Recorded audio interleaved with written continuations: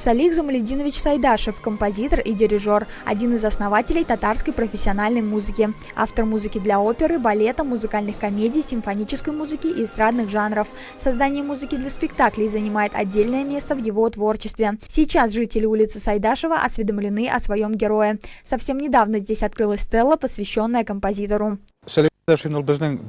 Салих Сайдашев по праву считается великим русским композитором. Мы посоветовались и решили возвести в его честь памятную стелу, и с Божьей помощью мы выполнили эту непростую работу.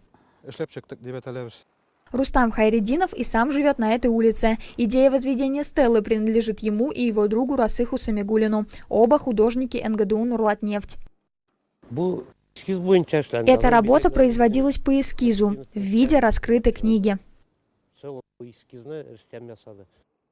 Эта стела – плод совместных трудов жителей улицы Сайдашева и людей, неравнодушных к судьбе Нурлата. Если одни оказали материальную помощь, то другие взяли на себя такую работу, как рисование, покраска и плавление. Интересно же людям, допустим, у Салих Сайдашева улицы спрашивают, а кто такой Салих Сайдашев? У Рустама, допустим, он здесь живет.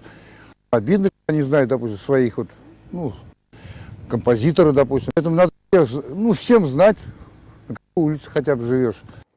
Художники не собираются останавливаться на достигнутом. В скором времени подобные стелы украсят улицы Габдуллы Кариева, Наджипа Думави, Хасана Туфана и Марселя Салимжанова.